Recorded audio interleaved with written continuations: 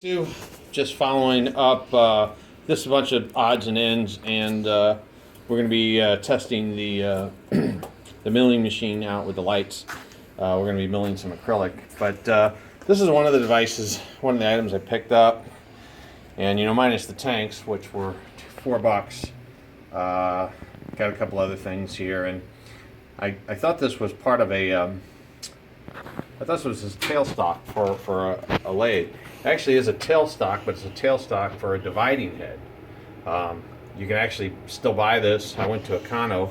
They're asking $700 for this retail. And I seen one on eBay that sold last year for 150 bucks plus $20 shipping. This is a 5818, 125. 125 is the distance from the bed to the center. I cleaned it up a little bit. And got the chuck open. This key does not fit, but I did have a key that works on it. So I don't know exactly what I'm going to do with it.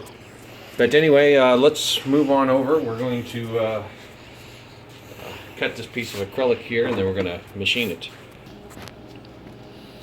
All right, this shouldn't take long. Just cutting through this.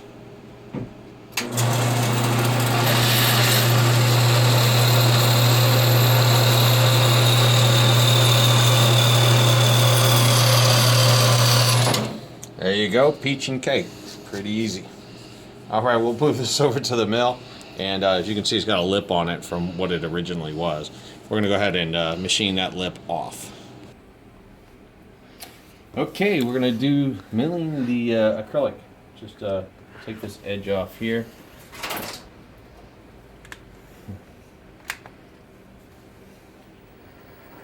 That's plastic. We go probably high speed here. I got a 1300 RPM. I use the power feed.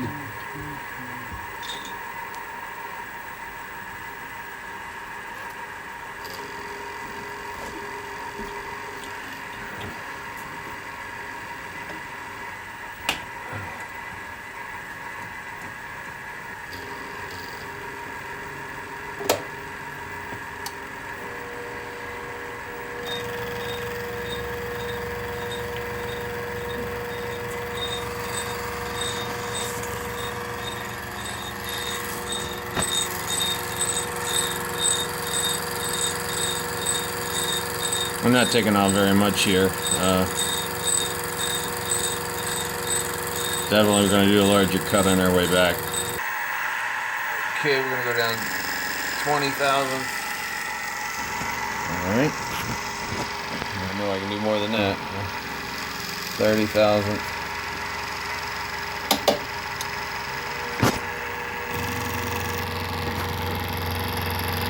One thing I've noticed about this acrylic is when you get down to the end, it just chips. It doesn't cut. So if you're going to be doing this kind of stuff when you get down to the edge, the end here, definitely go ahead and slow it down or do it by hand.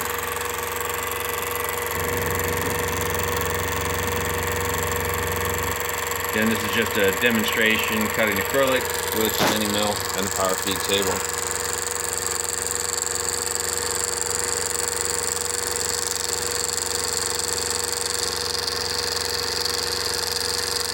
I did one of these on the lathe project to hold up the Hall effect sensor for the speedometer, and I forgot to stop it there, slow it down.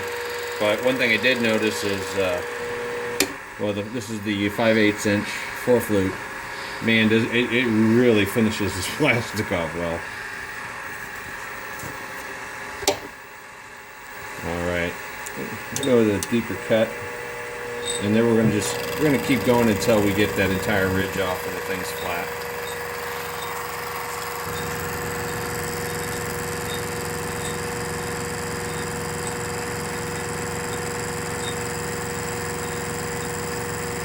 I'll see if I can remember to slow it down before I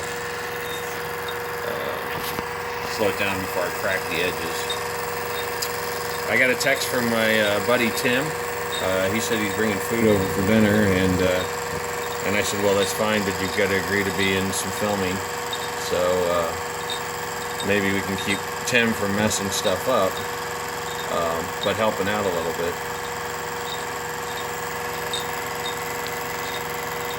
One of the things I like to do when I do get this flat, I was going to go over to the buffer and see if I can get that acrylic clear on that side.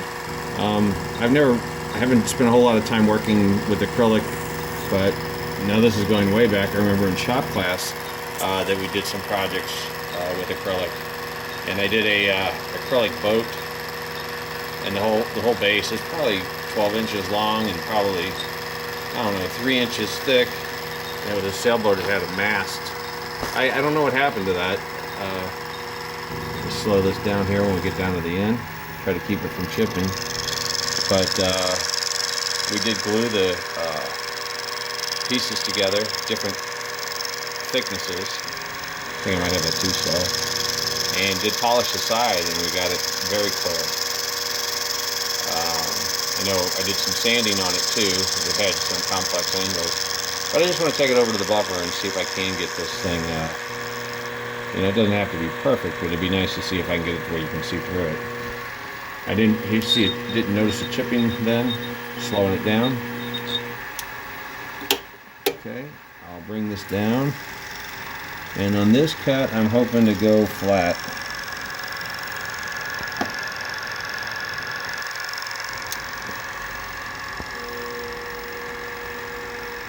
Oh, hold on.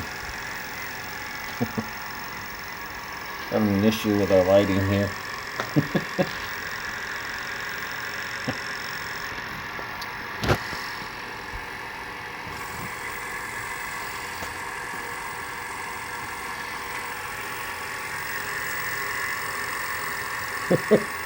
Smoke. All right, well, now we know if that thing's going to hold up or not. The answer is no. I'll have to do a teardown on that. I'm going to finish my cut without the light. It wasn't on for that long, and the aluminum is not hot at all. So, like I said, I'll do a teardown, try to identify what happened. It's not due to overheating, that's for sure.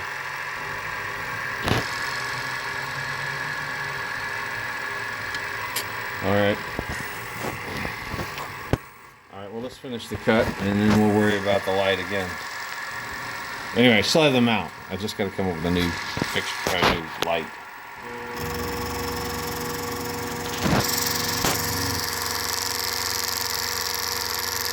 Now that I've blinded myself, I can see that I'm not all the way flat again, so I'm going to bring this back and come down a little bit more.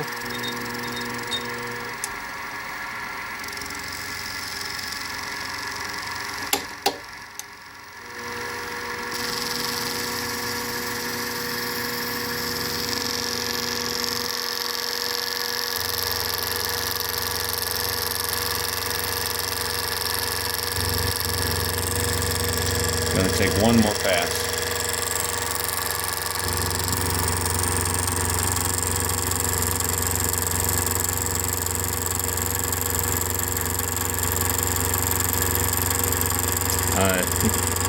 I can smell that acrylic getting hot.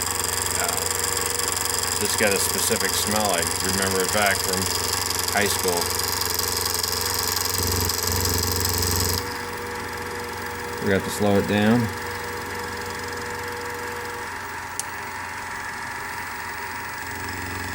You guys in the back row, if you notice me forgetting, go ahead and holler out. Say stop, stop, stop.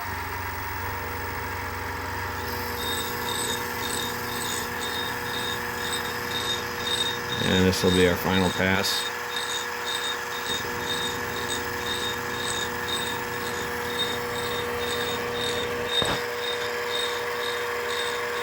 Kind of bummed out about that light. I don't think it was overheating. I mean, it doesn't even feel warm.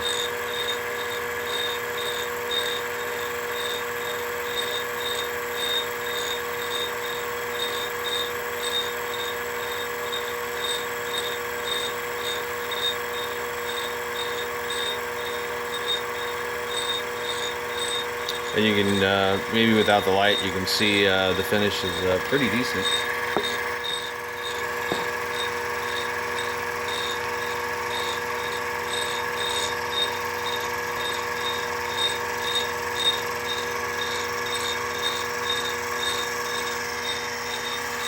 they come.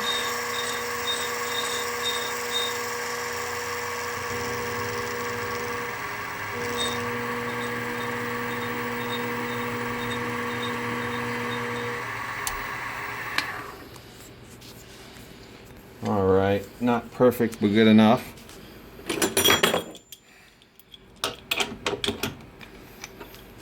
All right, I'm just going to take it over to the buffer for just a second and take a look and see if we can clear that up. All right, I got on the wheel here, I got some red rouge. I don't know. I think that's the softest I have.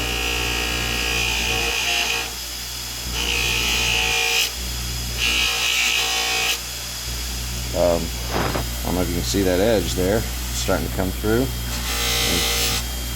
A little bit more.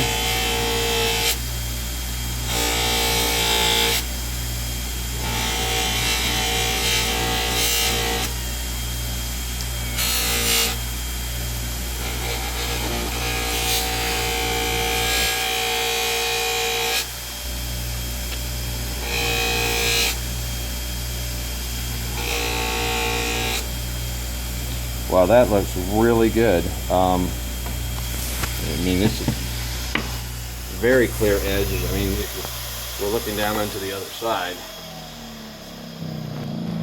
I took it down here. You can see the cut marks on the other side here. But now, see these marks here are these here. So that actually did clear up pretty clear. I don't know if you can see this rippling here. There was a little bit that didn't, and then here I took the mill head down. So anyway, just a demonstration of a cut with the mill on acrylic and then buffing it to see what kind of finish we could get. I'm sure I could do better than that, but that's still really impressive. Alright, we'll conclude this video, and I'm sure we'll be doing another light video for the mill here. Anyway, thanks for watching, YouTube.